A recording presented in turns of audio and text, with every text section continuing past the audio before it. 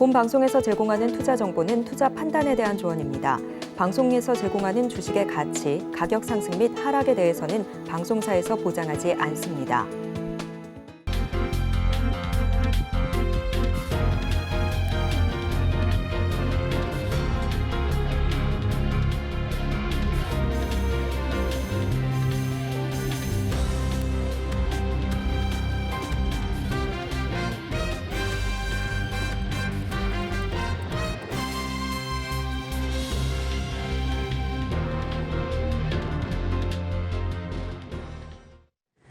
시청자 여러분 안녕하세요. 오늘을 돌아보고 내일을 준비하는 오늘장 내일장 일부 진행의 백설혜입니다. 미국 신용 강등에 따른 여파는 오늘도 우리 시장에 작용하고 있습니다. 우리 양대 시장 강보합권에서 출발을 했는데 지금 등락을 다르게 하고 있습니다. 롤러코스터 장세가 펼쳐지고 있는 오늘 시장인데요. 코스피 시장 여전히 파란불 켜고 있고요. 코스닥 시장에는 그래도 빨간불이 들어와 있습니다. 그래도 수급적인 측면을 바라보면 그다지 좋지는 못한 상황입니다. 코스피 시장에서 외국인 투자자들과 기관 투자자들 2거래일 연속 발을 빼고 있는 모습이 나타나고 있고요. 코스닥 시장에서 외국인은 4거래일 연속, 기관은 3거래일 연속 매도 포지션을 취하고 있습니다. 그리고 위험자산 회피 심리가 더 커지게 되면서 원화 가치가 하락하고 있습니다. 이렇게 되면서 원달러 환율 치솟고 있는데요. 1,300원대에서 거래가 되고 있는 오늘 시장입니다. 시장 지금 대응하기가 쉽지 않습니다. 오늘도 어떻게 대응 전략 짜면 좋을지 마감까지 저희 방송과 함께해 주시기 바랍니다. 본 방송에서 제공해드리는 정보는 투자 판단에 대한 조언일 뿐 해당 주식의 가치와 수익률을 보장하지는 않습니다. 아울러 서울경제TV와 서울경제신문은 당사의 브랜드입니다. 최근 당사를 사칭하는 피해 사례가 늘어나는 만큼 각별히 주의해 주시기 바랍니다. 또 저희 방송 유튜브를 통해서도 보실 수 있습니다. 유튜브 검색창에 서울경제TV라고 검색하시면 저희 방송과 함께 하실 수 있으니까요. 실시간으로 댓글 참여도 많이 해주시기 바랍니다. 8월 3일 목요일입니다. 오늘장 내일장 1부는 이 시각 보도본부로 시작하겠습니다. 앞서서 살펴보셨던 헤드라인 중에서 3가지를 골라서 심층적으로 다뤄보겠습니다. 오늘은 보도국의 김수빈 기자와 함께합니다. 어서 오세요. 안녕하세요. 네, 첫 번째 소식부터 알아보도록 하겠습니다. 지난 한 달 동안 국내 증시가 뜨거웠습니다. 2차 전지 붐 덕분이었는데 이에 따라서 MTS 이용자 수도 많이 늘어났죠. 네, 그렇습니다. MTS에 접속하는 개인 투자자들이 크게 늘어난 것으로 파악됐습니다. 금융투자업계에 따르면 지난달 미래에셋, 삼성 등 5개사의 일간 활성 이용자 수 평균은 약 86만 명이었습니다. 지난 6월보다 12%가량 늘어난 규모로 각 증권사의 MTS에 접속하는 이용자가 하루 10만 명씩 많았습니다. 지난 1월 59만 명 수준이었던 평균 DAU는 지난 4월 75만 명대를 기록한 이후 6월까지 계속 비슷한 수준을 유지해왔습니다. 올해 급등세를 지속해왔던 2차 전지주들이 지난달 급락과 급등을 오가며 혼란스러운 주가 흐름을 나타내면서 투자자들이 제각기 매수와 매도에 나서 MTS 이용량이 늘어난 것으로 풀이됩니다. 네, 이용량만 늘어난 것이 아니라 2차 전지주에 대한 거래 금액도 늘어났을 것 같은데 어느 정도 규모였을까요? 네, 그렇습니다. 아주 폭발적으로 늘어난 것으로 조사가 됐는데요. 개인의 에코프로 누적 거래 대금은 26조 3천억 원으로 전월의 2.4배 수준이었고 에코프로 BM 거래 대금 역시 전월의 6배 이상으로 뛰었습니다. 폭스코홀딩스도 지난달 개인 누적 거래 대금 24조 8천억 원으로 전월의 6배가 넘는 수준이었고 포스코 퓨처엠도 전월의 3배를 넘겼습니다. 하지만 2차 전지주 종목들의 주가 변동성이 커지고 있습니다. 전날 파란불을 잔뜩 켜내던 2차 전지주들이 오늘은 장 내내 오르락내리락을 반복하고 있는 모습입니다. 에코프로와 에코프로비엠은 전날보다 각각 3.3% 그리고 0.2% 오른 가격에 거래가 되고 있고 포스코홀딩스, 포스코퓨처엠 등은 0%대 내외로 등락을 반복하고 있습니다. 2차 전지주가 지나치게 과열된 것이 아니냐는 우려의 목소리가 제기되기도 했었고요. 또 2차 전지주를 중심으로 공매도 잔고가 급격하게 쌓이기도 했는데요. 앞으로도 변동성이 클 것으로 예상돼 투자자들은 유의할 필요가 있어 보입니다. 다음으로 산업 소식 살펴보겠습니다. 고금리가 장기화되고 있는데 이에 따라서 수출 기업들이 많이 힘든 상황이라고요? 네, 맞습니다. 고금리가 장기화되면서 수출 기업들의 자금 사정이 악화되고 있는 것으로 나타났습니다. 한국무역협회 보고서에 따르면 수출 기업의 자금 사정은 지난해 12월부터 올해 7월까지 계속 악화되고 있습니다. 자금 사정이 악화됐다는 응답은 지난해 12월 45.6%에서 올해 7월 65.6%로 크게 늘었습니다. 특히 매우 악화라는 응답은 지난해 12월 8.9%에서 올해 7월 16.4%로 증가했습니다. 기업들은 지난해 12월과 올해 3월 진행한 1, 2차 조사에서는 자금 사정 악화 원인으로 금리 인상을 꼽았는데요. 하지만 이번에는 매출 부진이 1순위로 꼽혔습니다. 고금리 장기화가 구매력 위축 등 기업 환경 전반에 악영향을 미친 것이란 분석입니다. 힘든 상황 속에서 기대 정책이 필요해 보입니다. 그러면 기업들은 가장 시급하게 해결해야 할 과제로 어떤 걸 꼽고 있을까요? 네, 수출 기업들은 여전히 정책금융 전달 체계가 확대가 될 필요가 있다고 보고 있습니다. 정부가 하반기 역대 최대 규모의 무역 금융 공급을 발표했음에도 불구하고 수출 기업 중 77.3%가 현재 지원받는 정책 금융 규모가 부족하다고 응답했습니다. 무역업계는 금리 부담 완화가 가장 필요하다고 언급했는데요. 특히 올해 들어 5% 이상으로 유지되고 있는 기업 대출 금리 인하가 가장 시급한 과제라고 꼽았습니다. 이 밖에도 대출 신용보증 한도 확대, 대출 상환 및 이자 납부 유예가 필요하다고 덧붙였습니다. 정만기 무역협회 부회장은 고금리 완화가 여의치 않다면 보증기관의 현재 업체당 30억 원 수준의 통합 보증 한도를 150억 원 수준으로 상향 조정하고 양 보증기관의 중복 보증을 허용하는 등 현실적으로 접근이 가능한 방안을 모색할 필요가 있다고 강조했습니다. 마지막으로 금융권 소식 짚어보도록 하겠습니다. 금융사에서 횡령 사고가 끊이지 않고 있습니다. 올해만 그 규모가 600억 원에 달한다고요? 네, 그렇습니다. 또 한 건의 횡령 사고가 최근 발생했습니다. 이로써 올해만 횡령액이 역대 두 번째 규모인 600억 원에 육박한 것으로 나타났습니다. 국회 정무위원회 소속 양정숙 의원실에 따르면 올해 들어 7월까지 금융사 임직원의 횡령 사건은 경남은행을 포함해 11개사, 33건에 총 592억 7,300만 원이었습니다. 이는 우리은행 직원의 700억 원대 횡령으로 금융권 전체 횡령액이 1,010억을 기록했던 지난해에 이어 가장 많은 금액입니다. 올해 금융사 횡령액을 보면 560억 원이 넘는 부동산 프로젝트 파이낸싱 대출 횡령 사고가 발생한 경남은행이 가장 많았고 신한은행이 7억 1,700만 원으로 그 뒤를 이었습니다. 2007년부터 올해 7월까지 금융사 임직원의 횡령액은 총 2,204억 원에 달했습니다. 보안이 가장 철저해야 하는 금융사에서 이런 거액 횡령 사건이 계속해서 발생하는 게 이해가 좀 되지 않는데요. 각 사별로 조금 강화를 하겠다라고 했던 내부 통제 시스템이 부실한 것은 아닌가라는 생각도 드네요. 네, 안 그래도 이렇게 대규모 횡령 사건들이 터지면서 내부 통제가 문제가 좀 도마 위로 오른 모습입니다. 금융당국은 지난해 우리은행 횡령 사건을 계기로 은행권 내부 통제를 개선하라고 지도하고 공문도 보낸 바 있습니다. 은행 내부 통제 혁신 방안에 따르면 장기 근무자에 대한 인사관리 기준을 강화하고 명령 휴가 대상자의 동일 부서 장기 근무자와 동일 직무 2년 이상 근무자도 포함하기로 했습니다. 그럼에도 불구하고 터진 사건이기에 당국은 심각한 문제의식을 가지고 중점적으로 검사에 나설 것이라고 밝혔습니다. 금융감독원은 은행 등 금융사를 대상으로 혁신 방안 운영 실태를 더 정확하게 파악하기로 했고요. 또 고위험군인 PF 대출에 대해 영업자금 송금 업무 분리 여부를 확인하고 지정계좌 송금제, 자금 인출 요청서 위변조 방지 대책 등이 제대로 이루어졌는지 들여다볼 계획입니다. 네, 오늘 이 시각 보도본부에서는 MTS 이용자 급증 소식부터 금융권의 횡령 소식까지 전해드렸습니다. 보도국 김수빈 기자와 함께했습니다. 오늘 말씀 고맙습니다. 감사합니다. 이어서 오후장의 주요 공시를 짚어보겠습니다. 스피드 뉴스앤 공시 최유정 캐스터가 준비하고 있습니다. 스피드 뉴스앤 공시 최유정입니다. 우리 시장 오늘은 변동성이 좀 짙은 모습입니다.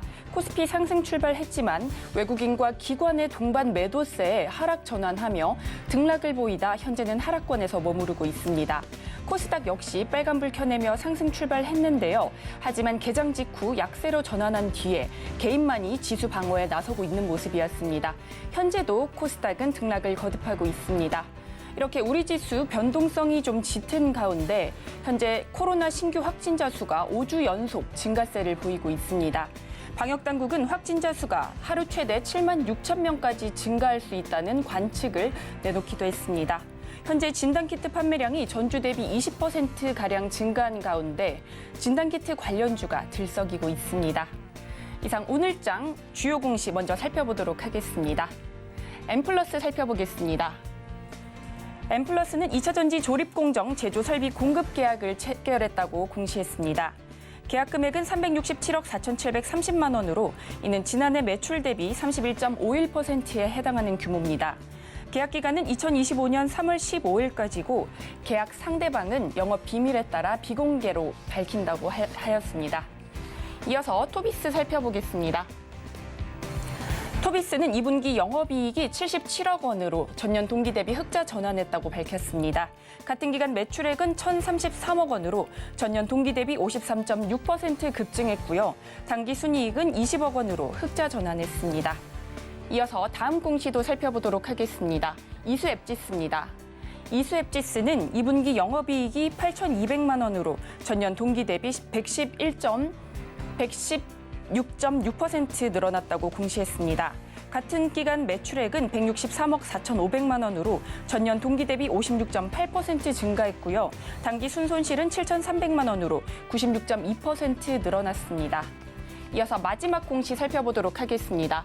HD 한국조선해양입니다. HD 한국조선해양이 최근 아프리카 소재 선사와 LNG 운반선 두 척에 대한 건조 계약을 체결했다고 공시했습니다. 총 수주 금액은 약 6,790억 원이고요. 이번에 수주한 LNG 운반선은 17만 4천 입방미터급이며 울산 HD 현대중공업에서 건조해 2027년 11월까지 선주사에 순차적으로 공급할 예정이라고 밝혔습니다. 이상 오늘장 주요 공시 살펴봤습니다. 스피드 뉴스앤 공시 최유정이었습니다.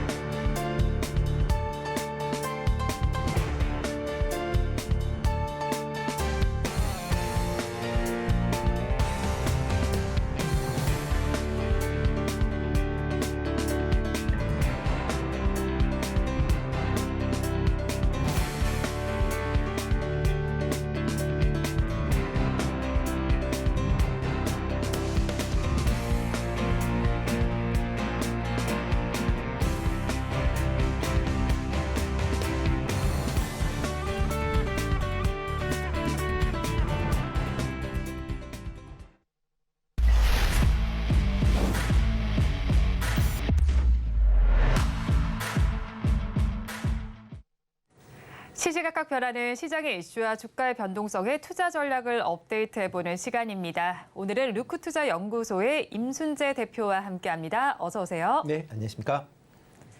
대표님과 이야기 나눠볼 뉴스 화면을 통해서 살펴보겠습니다. 오늘의 첫 번째 뉴스입니다. 코로나19 확진자 수가 다시 증가하면서 재확산 우려감이 나오고 있습니다. 진단키트의 수요가 늘어날 것으로 보이는데요. 관련주에 대한 투자 심리가 개선되고 있습니다. 관련 섹터인 제약, 바이오와 코로나19 섹터에서 오늘 장 강세가 나타나고 있습니다. 자세한 내용 짚어보도록 하겠습니다. 코로나19 확진자 수가 점차 증가하고 있습니다. 5주 연속 증가세를 보이고 있는데 이달 중순쯤 되면 한 7만 6천 명 정도가 집계될 것으로 예상이 되고 있습니다. 관련해서 오늘 투자 전략을 좀 짜봐야 될 것 같은데 일단 진단키트주 치료제주 여러 가지 섹터들이 좀 포진되어 있잖아요. 네. 코로나19 관련된 주에 대해서 어떻게 지금 보고 계실까요? 네, 뭐 코로나 확진자 수가 뭐 급증을 하고 있는 그런 상황입니다. 지금 뭐 공식 발표로 이제 일주일 평균 지금 뭐 일일 확진자 수가 한 4만 5천 명 정도 되는데요. 지금 뭐 방역이 좀 완화가 되면서 이제 코로나에 대해서 걸렸다라고 해서 이제 의무격리 기간이 없습니다. 그러다 보니까 자가 진단으로 해서 코로나가 확진이 돼도 뭐 병원을 안 가고 그냥 숨기는 그런 이제 확진자까지 있다라고 감안한다라고 하게 되면 그게 뭐 4만 5천 명보다 많은 뭐 한 6, 7만 명 정도 이상이 될 것이다라고 지금 예상이 하고 있는 그런 상황이고요. 뭐 단순히 이번 이제 코로나 확진자 수의 증가는 국내뿐만 아니라 뭐 글로벌 전체적으로 다 늘어나고 있다라고 보시면 되겠습니다. 뭐 미국 같은 경우는 코로나 확진자 수에 대한 거는 이제 집계는 하진 않습니다. 그 대신 이제 코로나와 관련된 입원 환자 수가 지금 한 10% 정도 증가를 했다라고 얘기가 나오고 있으니까 그만큼 이제 코로나 확진자 수가 좀 미국 내에서도 좀 많이 증가하고 있는 그런 모습입니다. 이렇게 최근에 이제 코로나 확진자 수가 증가한 뭐 가장 큰 이유는 방역 완화에 따라서 이제 뭐 여름철이다 보니까 휴가철에 네. 이제 많이 이제 휴가지에 인파가 몰린다라는 부분 하고요. 그다음에 또 여름에 이제 에어컨을 많이 하면서 특히 이제 대형 건물 같은 경우는 공조 시스템들이 있는데 이 공조 시스템을 통해서 지금 코로나가 그러니까 옮겨가면서 확진자가 증가하는 거 아니냐라는 그런 이제 얘기가 나오고 있는 그런 상황입니다. 이렇게 이제 코로나 확진자가 뭐 확대가 되면서 뭐 가장 뭐 우선적으로 생각하는 게 진단 키트 관련주, 네. 그다음에 이제 코로나 이제 치료제 관련 와 관련된 이제 준비를 하고 있었던 그런 이제 제약사가 상대적으로 좀 강한 그런 흐름세를 좀 보이고 있다라고 보시면 될 것 같고요. 특히 이제 진단키트 관련돼서 뭐 대표적으로 뭐 SD 바이오센서나 네, 아니면 휴마시스 같은 경우, 뭐 시젠 같은 경우도 오늘 뭐 강한 그런 주가 흐름세가 이어지고 있다라고 보시면 되겠습니다. 네, 지금 관련한 종목들 짚어주셨는데 주가 흐름을 좀 살펴보니까요. 시즌의 경우도 15%대 강세를 보이고 있고 휴마시스는 23%대, SD 바이오센서 역시 26%대 강세를 보이면서 오늘 좀 초강세를 보인다라고 볼 수가 있겠습니다. 특히나 좀 두드러진 종목이라고 볼 수 있는 게 나노 브릭일 것 같아요. 핵산 추출 시약 핵심 원재료인 엔비드에 대한 모멘텀도 좀 있고요. 중동에서 뭐 보안 제품 수주 이야기도 좀 있는데 나노브릭 오늘 지금 상한가까지 치솟았습니다. 투자 전략 어떻게 가져가야 할까요? 네, 뭐 오늘 같은 경우 이제 코로나 관련돼서 이제 관련주로 이제 분류가 되면서 강세를 이제 띄었다라고 보시면 될 것 같고요. 나노브릭 같은 경우는 계속 이제 매출이 계속 좀 줄었었던 그런 이제 모습을 좀 보이고 있습니다. 그렇기 때문에 이런 이제 계속 매출이 줄어들고 있는 와중에서 지금 코로나 관련된 이런 이제 엔비드 관련돼서 하게 되면 이제 매출이 좀 증가하지 않을까라는 기대감. 여기에 이제 최근에 이제 중동 지역 내에 이제 보안용 이제 제품에 대한 수주가 증가하면서 실적 개선 기대감이 같이 이제 맞물려서 오늘 좀 주가가 상한가로 이제 갔다라고 보시면 될 것 같은데요. 그렇지만 뭐 코로나 관련된 부분에 대해서는 뭐 아직 뭐 확진자 수가 는다라고는 하지만 아주 뭐 위험한 단계로 뭐 진입했다라고 보기는 좀 어려울 걸로 그렇게 예상이 되고 있고요. 뭐 그렇다 보면 뭐 주력 상품인 이제 보안용 그 제품에 대해서 수요가 얼마만큼 증가할 것이냐, 그 매출이 증가할 것이냐라는 부분을 좀 확인하신 다음에 아마 투자를 하시는 게 어떨까라는 생각을 해보고 있습니다. 그렇기 때문에 오늘 뭐 상한가다라고 해서 뭐 오늘 뭐 상한가니까 쫓아가시기는 좀 어렵긴 하겠지만 뭐 종목 자체를 본다라고 하게 되면 약간 단기 트레이딩 관점에서 접근하시는 필요가 있지 않을까. 그러면서 향후에 이제 이런 그 보안 관련 제품의 수주를 확인하신 이후에 투자를 하셔도 늦지 않지 않나라는 생각을 해보고 있습니다. 네, 그렇죠. 일단은 나노브릭의 경우에 단기적인 관점으로 트레이딩 관점으로 접근하면 좋겠다라고 짚어주셨습니다. 그런데 사실 코로나19 확진자 수가 늘어나는 건 우리나라뿐만이 아닙니다. 해외에서도 계속 확진자 수가 증가한다는 소식이 들리고 있죠. 그렇다면 치료제와 관련된 모멘텀도 좀 부각이 될 것 같아요. 뭐 우리나라 치료제가 긴급 사용 승인이 될 수도 있는 상황인데 관련해서 좀 기다리고 있는 곳은 일동제약과 신풍제약 등이 좀 있습니다. 그렇다면 코로나19 관련해서 투심은 좀 잠잠해지더라도 치료제 관련 모멘텀은 계속해서 지켜봐야 할까요? 일단 뭐 코로나 지금 확진자 수가 이제 많이 증가를 했는데 그 위중증 환자나 사망자 수는 그렇게 크게 증가를 하지 않았습니다. 물론 퍼센트를 본다라고 하게 되면 지난 6월 말에 비해서 뭐 위중증 환자가 한 뭐 60% 증가를 했다라고 얘기는 하고 있지만 뭐 위중증 환자는 174명에 불과합니다. 그러니까 그만큼 위중증 환자가 작기 때문에 이분들에 대해서 과연 이제 얼마만큼 투약이 될 것이냐라는 부분 좀 다르게 좀 생각을 해보셔야 되지 않을까라는 생각이 들고 있고요.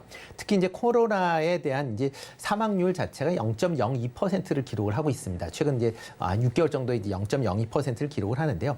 이 정도 되면 그냥 저희가 일반적으로 얘기하는 이제 인플루엔자 독감 수준의 그런 이제 위험 치명률이다라고 보시면 될 것 네. 같습니다. 그러니까 인플루엔자 독감에 걸렸을 때 뭐 그거에 대한 치료제가 아직 없는 그런 상황이고 아마 대증적인 요법으로도 대부분이 완치되고 있는 그런 상황이다라고 보면 이런 이제 코로나 치료제가 그러니까 뭐 나온다라고 해도 실질적으로 그 사용량은 그렇게 많지 않을 것이다라는 좀 생각을 해보고 있습니다. 대표적으로 지금 코로나 치료제다라고 하게 되면 화이자를 많이 이제 생각들을 하시는데요. 네. 그 화이자가 이제 2분기 실적을 발표하면서 팍스로비드에 대해서 이제 매출 실적도 같이 발표를 했습니다. 팍스로비드의 매출이 1억 4천만 달러를 이제 기록을 했는데요. 이거는 전년 대비 98% 감소한 폭입니다. 그러니까 그만큼 팍스로비드 이런 코로나 치료제에 대해서 그만큼 수요가 없어졌다라고 보시는 게 좀 더 맞지 않을까라는 생각이 들고 있고요.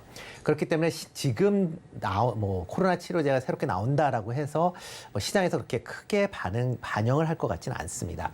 다만 이렇게 이제 코로나 치료제를 개발하면서 개발 능력을 뭐 회사에서 쌓을 수밖에 없는 거니까요. 네. 이 쌓아진 이제 능력을 통해서 다른 신약을 개발할 때 상당 부분 도움이 될 수 있는 측면은 분명히 있긴 하지만 이런 코비드 치료제로 인해서 주가가 이제 큰 폭으로 움직일 수 있는 가능성은 예전보다 확실히 줄었다라고 보시는 게 맞지 않을까 싶습니다. 또 사실 뭐 코로나19 처음 나올 때만 해도 굉장히 치명적인 질병으로 네. 여겨졌었는데 지금은 좀 많이 달라진 시각인 것 같아요. 네, 그렇죠. 뭐 저 같은 경우도 뭐 6월 달에 걸렸었는데 네. 뭐 그냥 뭐 일반 감기약 먹고 낫거든요. 그러니까 네. 대부분 지금 걸리신 분들은 대부분 이제 일반 감기약 정도 수준에서 다 치료가 되고 있는 상황이니까 물론 이제 뭐 60대 이상의 이제 고위험층 같은 경우에는 뭐 전문 이제 코로나 치료제가 필요하다라고는 하지만 일단 뭐 그런 인원수가 좀 제한적이다 보니까 아마 이런 신약이 나온다라고 해도 코로나 치료제에 대한 판매량은 생각보다 작을 수 있다라는 것도 같이 감안하셔야 되지 않을까 싶습니다. 네, 그래서일까요? 이제 코로나19 확진자 수가 늘어나고는 있지만 정부에서도 사실 감염병 등급을 2등급에서 4등급으로 낮추기도 했고요. 네. 방역 조치도 좀 완화할 계획입니다. 그럼에도 일단은 확진자 수가 다시 증가하고 있으니까 오늘 마스크 관련주도 좀 부각을 받기는 했는데 사실 윗꼬리를 모두 좀 길게 달고 네. 있습니다. 휴비스의 경우에도 지금 장중에 꽤 많이 올랐었거든요. 23%대까지 올랐다가 12%대 정도 상승세를 보이고 있고 웰크론의 경우에도 지금 10%대까지 올랐다가 3%대 오름세가 나타나고 있습니다. 마스크 관련된 모멘텀 외에도 추가적인 상승 모멘텀이 있을까요? 일단 뭐 마스크 관련 쪽은 물론 이제 확진자 수가 증가하니까 뭐 네. 기본적인 이제 정부 입장에서도 자율 방역 기조는 이제 유지를 하겠다라는 게 이제 큰 틀이다라고 보시면 될 것 같습니다. 다만 이제 60세 이상의 이제 고위험군에 대해서는 뭐 확진자가 안 되시게끔 이제 해야 되니까 그러기 위해서 이제 마스크를 특히 이제 다중 이용 시설에 대해서는 마스크를 다시 써야 되는 거 아니냐라는 걸 네. 지금 검토한다라고 얘기를 나와 있고요. 그렇지만 마스크 같은 경우는 코로나 때 많이 만들었습니다. 그리고 네. 뭐 참여한 기업들도 많이 있고요. 그리고 특히 코로나 방역 직전에는 이제 마스크 재고 문제 때문에 고민을 알았었던 그런 측면도 분명히 있다라고 생각을 하시면 될 것 같고요. 물론 이제 마스크를 이제 다시 의무 착용을 한다라고 하게 되면 뭐 마스크에 대한 수요는 증가할 걸로 예상은 하고 있지만 기존에 갖고 있는 재고량이 원체 많기 때문에 네. 뭐 이거와 관련돼서 추가적인 매출이 발생하기는 좀 어렵지 않을까라는 개인적인 좀 생각을 해보고 있습니다. 다만 이제 마스크 재고를 이제 소진하면서 관련된 이제 그 재고 부담이 그러니까 줄어든다라는 거는 이제 기업 입장에서 보면 긍정적으로 이제 볼 수는 있다라고는 보지만 그 영향은 상대적으로 좀 미미하지 않을까라는 생각을 해보고 있습니다. 네, 마스크 관련주들은 재고 부담이 줄어든다 정도로만 살펴보시면 좋겠네요. 그렇다면 하나 좀 추가적으로 질문을 드릴게요. 지금 코로나19 확산세로 인해서 사실 뭐 진단키트주, 치료제주, 뭐 마스크까지 살펴봤는데 이 온기가 좀 제약 바이오로까지도 확산이 돼 있는 것 같거든요. 오늘 장에서 보니까요. 그러면 이 제약 바이오주가 2차 전지주 이후에 주도주로 자리매김할 수도 있을까요? 일단은 좀 더 지켜봐야 되지 않을까라는 네. 생각을 해보고 있습니다. 뭐 제약바이오 관련된 종목들은 뭐 지금 한 1년 반, 2년 가까이 지금 계속 지금 주가가 약세를 이제 보이다 보니까 그만큼 이제 가격 메리트가 좀 증가를 했다라고 보시면 될 것 같습니다. 특히 뭐 최근 들어 이제 제약바이오 관련돼서 뭐 신약에 관련된 기대감들이 좀 커져 있는 그런 상황입니다. 네. 특히 미국 같은 경우는 바이오 관련주들이 상당히 그러니까 어떻게 보면 이제 최근 최근 들어 이제 높은 상승세를 기록을 했고요. 이에 비해서 국내 이제 제약바이오주들은 관련돼서 그러니까 상승세가 상당히 좀 못한 그런 이제 상황이 좀 지속이 됐다라고 보시면 될 것 같고요. 그러다 보니까 이제 미국 시장에 받들어서 향후에 바이오 제약에 대한 기대감들이 아마 매수세로 좀 들어오고 있다라고 보여집니다. 그렇지만 아직까지는 시장 전체적으로 뭐 2차 전지에서 제약 바이오로 옮겨졌다라고 보기에는 아직 좀 이른 감은 좀 있다라고 보여지고요. 지금 상황에서는 조금 더 제약 바이오 관련돼서는 뭐 관련된 실적들이 조금씩 개선되는 측면 분명히 있고 있으니까 아마 신약 개발이나 이런 이제 모멘텀이 추가적으로 나올 때까지 조금 더 지켜보시는 편이 낫지 않을까라는 생각을 해보고 있습니다. 네, 일단은 아직까지는 주도주를 자리매김하기에는 시차가 좀 있을 것 같고 가시적인 성과가 나오는 것을 기대해 보시기 바랍니다. 이어서 다음 뉴스 화면을 통해서 살펴보겠습니다. 오늘의 두 번째 뉴스입니다. 오늘 코난 테크놀로지가 투자 주의 종목으로 지정됐습니다. 지정된 이유는 어제 종가가 5일 전의 종가보다 60% 이상 상승했기 때문입니다. 관련해서 오늘 AI 챗봇과 지능형 로봇, 인공지능 섹터에서 약세가 관찰이 되고 있습니다. 자세한 내용 짚어보도록 하겠습니다. 사실 최근 들어서 AI 챗봇 관련주들 좀 맹렬하게 움직였다라고 볼 수 있겠는데 오늘 장에서는 빠지고 있습니다. 어떤 요인 때문일까요?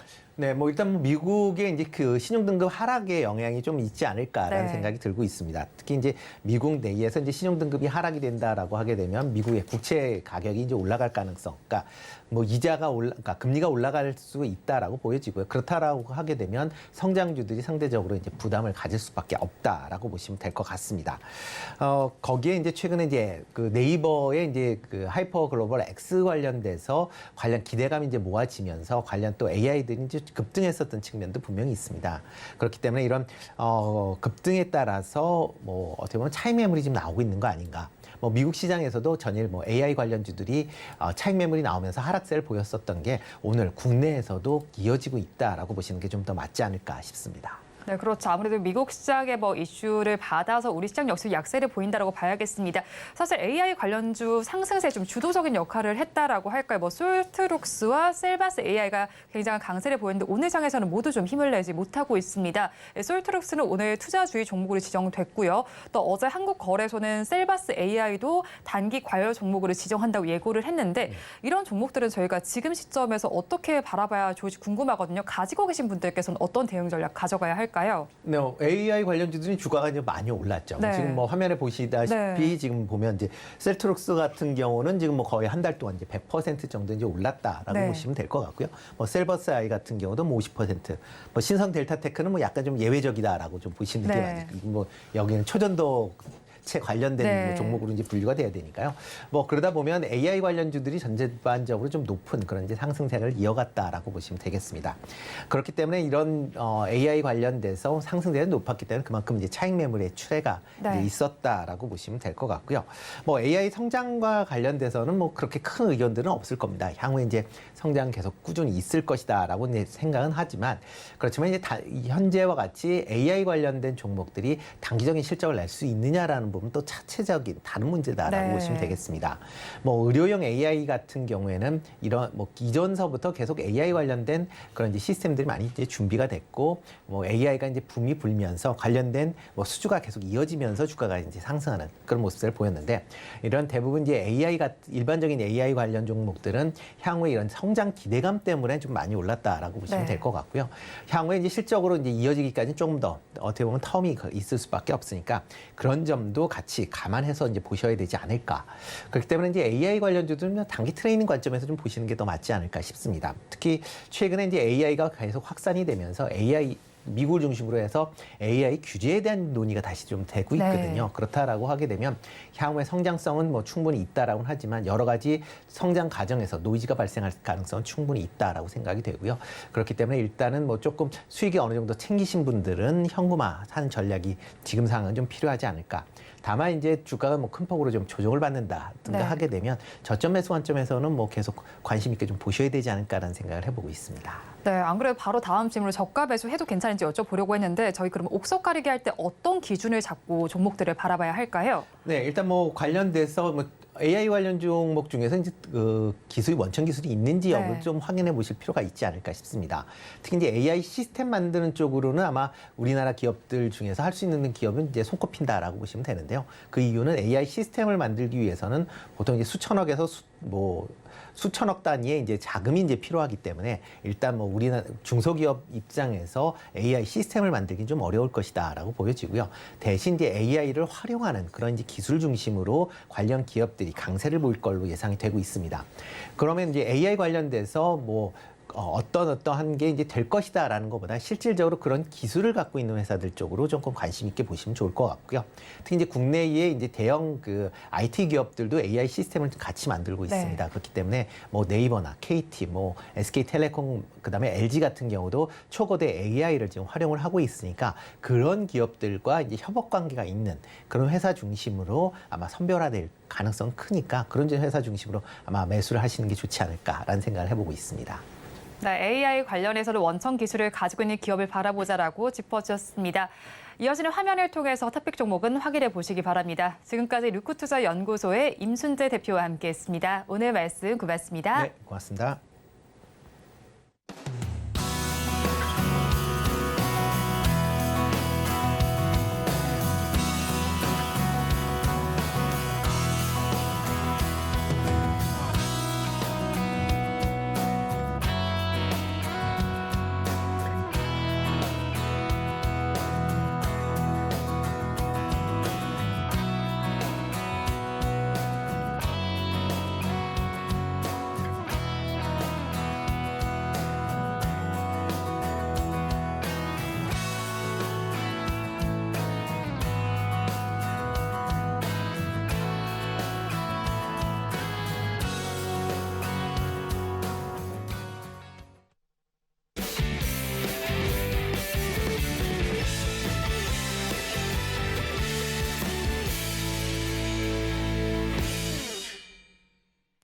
마켓 리더의 시선으로 글로벌 경제와 산업 트렌드를 체크하고 이걸 수익으로 연결해보는 시간, 고수의 선택 시간입니다.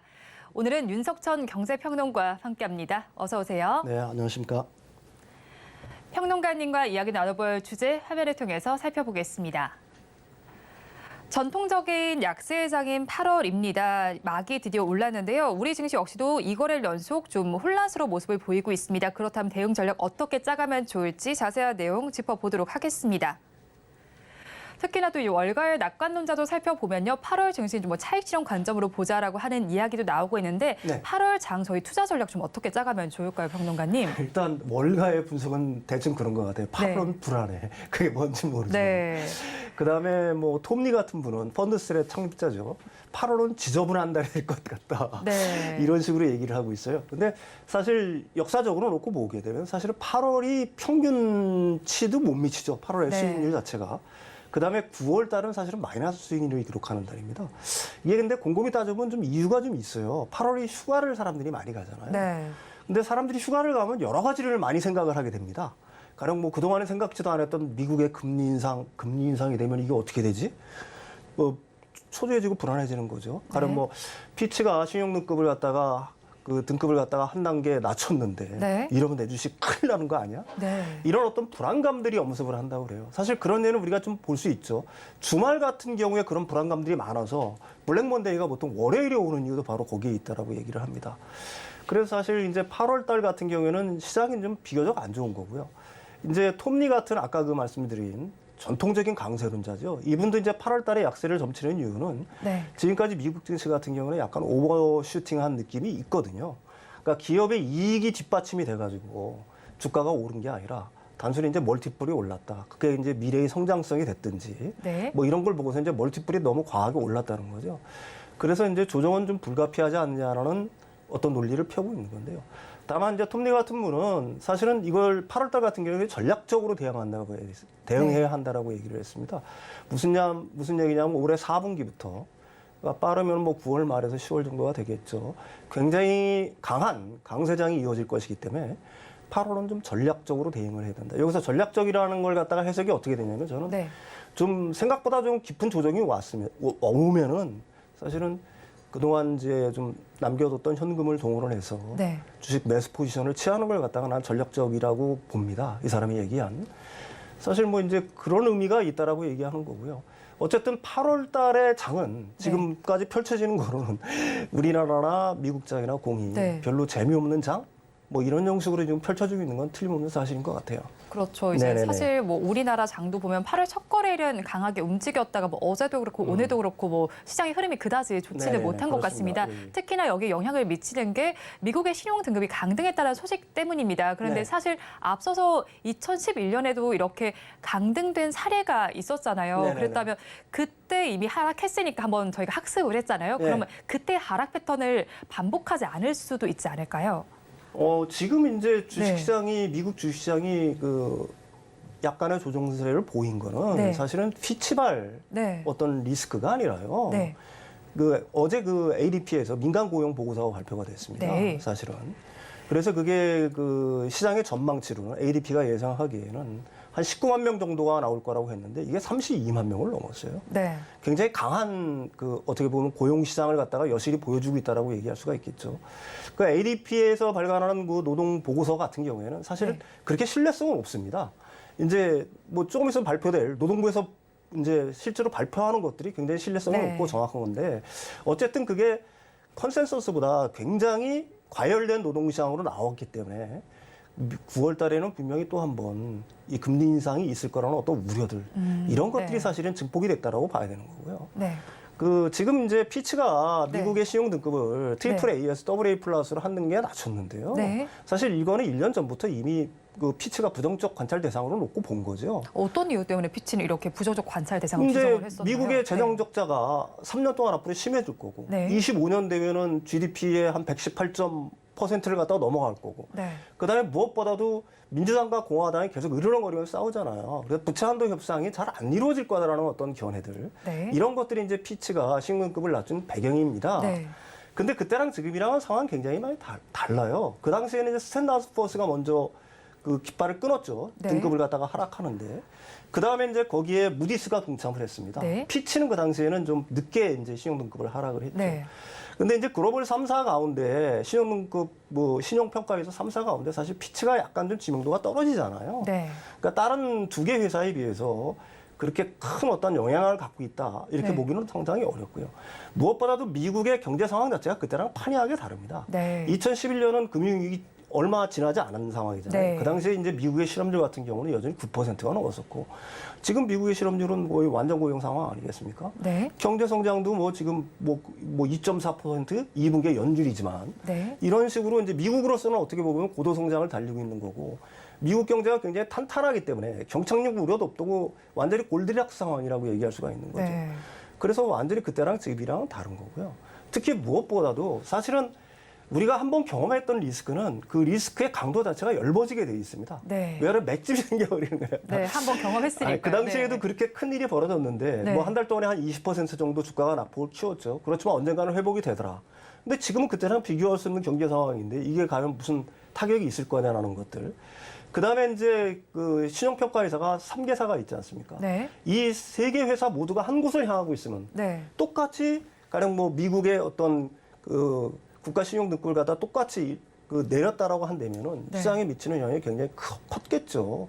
그럼 나머지 두 개사는 가만히 있는데 네. 하나만 유독 내렸기 때문에 그게 시장에서는 그렇게 큰 어떤 네. 뭐라고 해야 될까요? 충격을 던지기에는 좀 네. 미흡할 거라고 보는 거고요. 월가의 대부분의 시선 자체가 사실은 그런 거에 있습니다. 다만 그렇다고 하더라도 뭐 신용등급을 일단 내렸으니까 네. 그게 주가에 어느 정도 부정적인 영향을 끼치다 하는 거는 뭐 부정할 수 없는 사실이겠죠.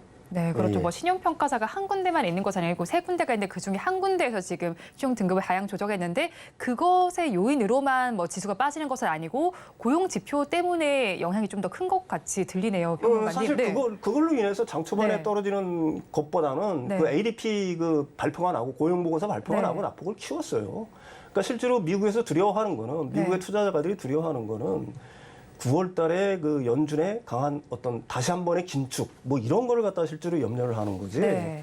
그다음에 이제 이번 기회에 사실 그동안 많이 벌었으니까 어느 정도 차익을 실현하자 뭐 네. 이런 것들도 이제 작용을 했다라고 봐야 되겠죠. 아, 그렇죠. 법만큼 네네. 차익 실현 뭐 욕구도 있을 네네네. 테니까요. 그런데 이제 또 미국 시장도 어닝 시즌 진행 중이잖아요. 뭐 네. 절반 정도가 발표했는데 80% 이상이 좀 어닝 서프라이즈 기록한 상황이잖아요. 네네. 그러면 우리나라 상황도 좀 보면 좋겠습니다. 우리나라 역시도 실적 발표가 계속해서 진행이 되고 있는 상황인데요. 뭐 업종별로 좀 어떻게 평가를 하고 계실까요? 이게 그 컨센서스보다 좋으면은 어닝 서프라이즈라고 보통 그렇죠. 얘기해요. 네. 그러니까 컨센서스를 어떻게 잡느냐가 문제인 거예요. 네. 상대적으로 컨센서스를 낮게 잡았는데 네. 그거보다 좋게 나오면은 어닝 서프라이즈 네. 아닌가요? 그래서 사실은 그거는 뭐 제가 생각하기에는 의미가 전혀 없다라고는 얘기할 수는 없지만은 네. 컨센서스가 얼마나 정확하냐에 따라서 굉장히 많이 달라진다라고 얘기하고 있는 네. 거고요. 미국의 기업들 같은 경우에 올해 순이익 규모는 전년 대비해서 줄어들 거라고 생각을 해요. 네. 거긴데 이제 매출도 사실은 매출이 늘고 영업이익이 늘었으면은 이건 네. 굉장히 긍정적인 신호겠죠. 근데 매출은 전년 대비해서 줄어들고 순이익은 그런데 영업이익은 그래도 조금 개선이 됐어요. 이게 왜 네. 그러냐면 비용 절감을 통해서 그런 거거든요. 감원이라든지 뭐 이런 거를 통해서. 그래서 이제 미국 시장 자체가 사실은 컨센서스보다 좀 영업이익이라든지 이런 실적이 좋게 나왔다거나 해서 마냥 웃을 수는 없다. 네. 사실 그래서 이제 8월 달에 조정을 갖다가 생각하는 것들도 사실은 지금 이제 그 기대치가 이제 너무 높게 올라왔으니까 네. 사실은 영업이익 이걸 갖다 따라가 주지 않으면은 네. 사실은 주가는 어느 정도 조정이 불가피하다 이런 뭐 인식들이 있는 거고요. 네. 한국 역시 마찬가지입니다. 그 상장사 100곳의 2분기 실적을 갖다 비교를 한 거죠. 네. 이게 상장사 100곳이어야 되면 8월 1일까지 실적 발표를 한 기업들입니다. 네. 여기서 이제 컨센서스보다 좀 좋게 나온 데가 50%예요. 네. 그다음에 10% 이상 좋게 나온대. 이게 이제 어닝 서프라이즈죠. 이게 네. 32개 업종입니다. 근데 이걸 갖다가 유심히 보면은 사실 작년보다 확실히 나아진 거는 그 자동차하고 2차 전지밖에는 없어요. 네. 나머지 분들은 컨센서스가 좀 아까도 얘기했지만 좀 비교적 낮게 설정됐는데 네. 그거보다 이제 좋게 나왔기 때문에 우리나라 비교적 2분기 실적 50% 정도가 그래도 그 컨센서스보다 좋은 실적을 냈다. 네. 이렇게 얘기가 되고 있는 거죠. 네. 그렇죠. 다만 이제 네. 3분기에는 이런 그 어닝이 좋아지는 네. 그러니까 실적 개선이 기대되는 것들이 지금보다는 좀 늘어난다. 네. 뭐 이런 어떤 전망들이 굉장히 많아요. 특히 이제 첫 번째가 유틸리티죠. 네. 여기는 이제 한전이 뭐 에너지 가격 하락 때문에 네. 2분기, 3분기부터는 흑자 전환할 거라는 어떤 기대감들이 반영돼 있는 거고요. 네.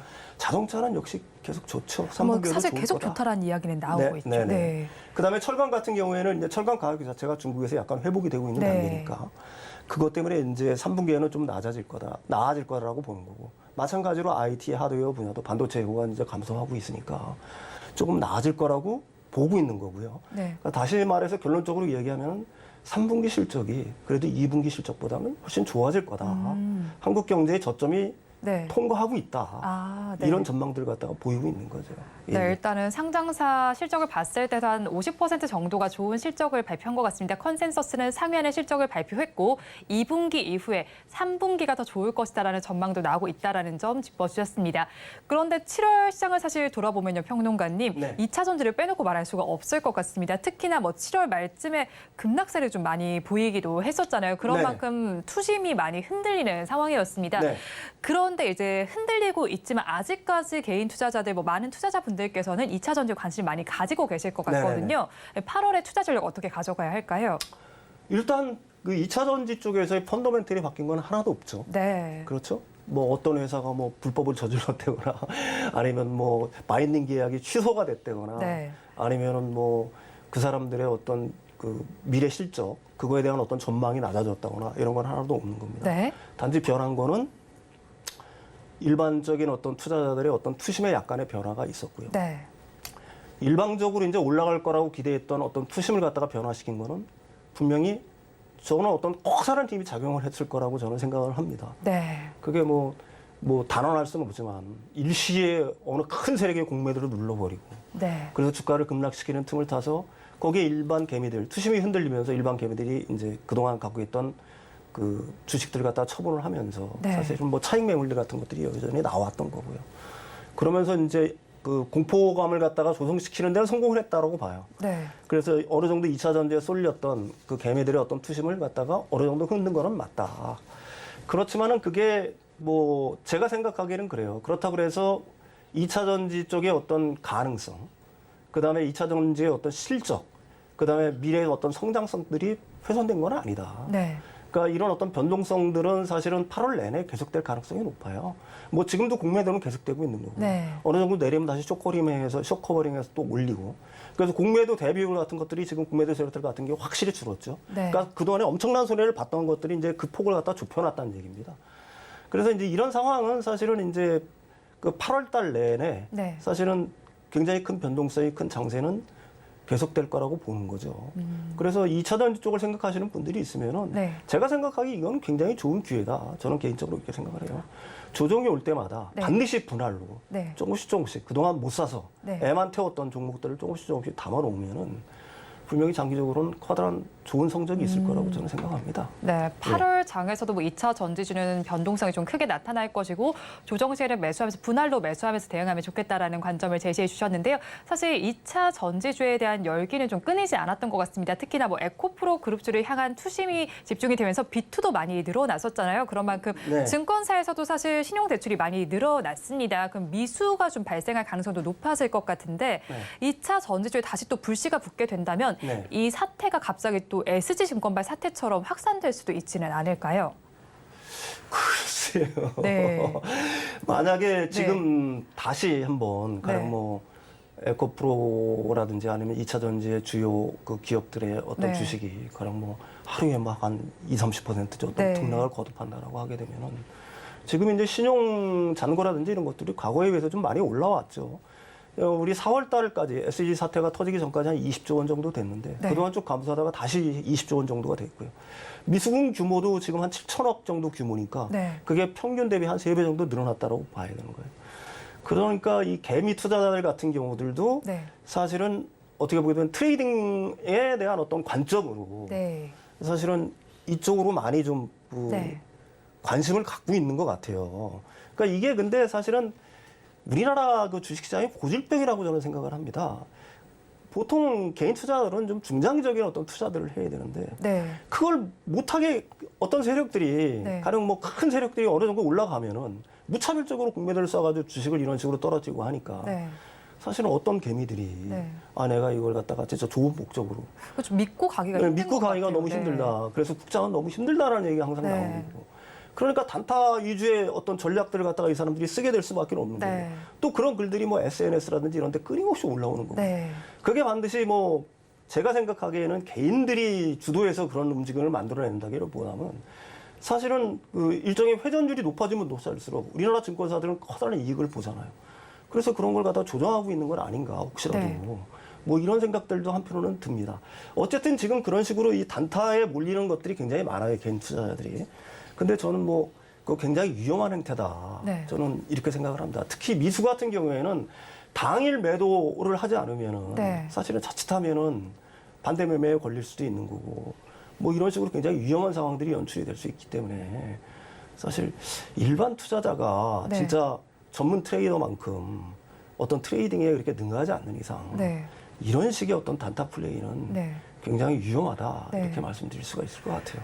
네. 개인 투자자들 너무 단기적으로 좀 플레이를 가져가는 거는 그다지 좋지 못하겠다라는 시각까지 제시를 해주셨고요.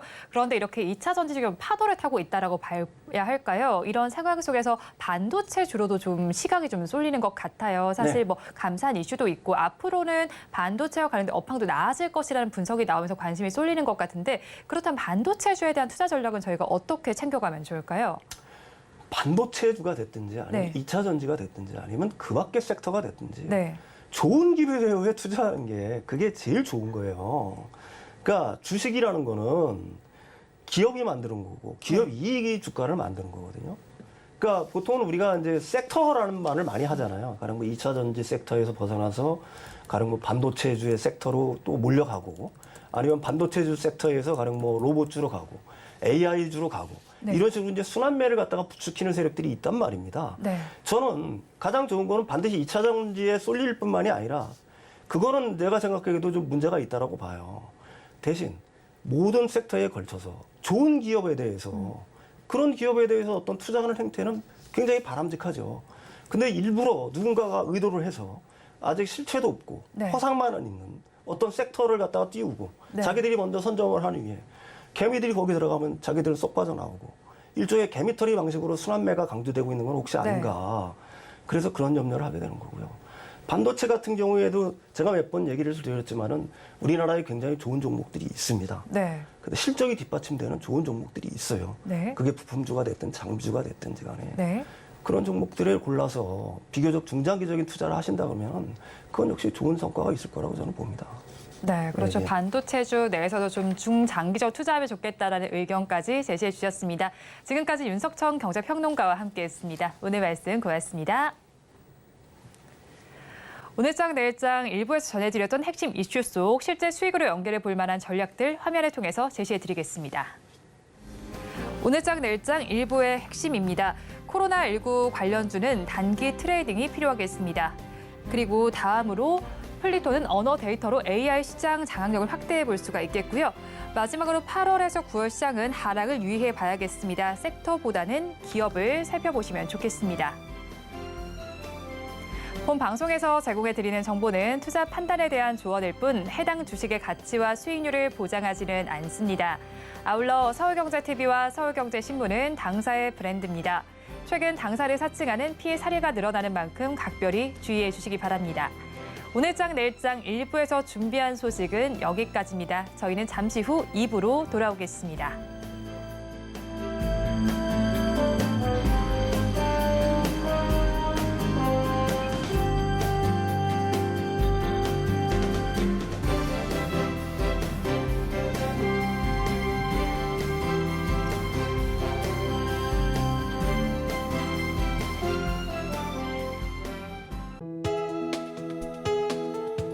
본 방송에서 제공하는 투자 정보는 투자 판단에 대한 조언입니다. 방송에서 제공하는 주식의 가치, 가격 상승 및 하락에 대해서는 방송사에서 보장하지 않습니다.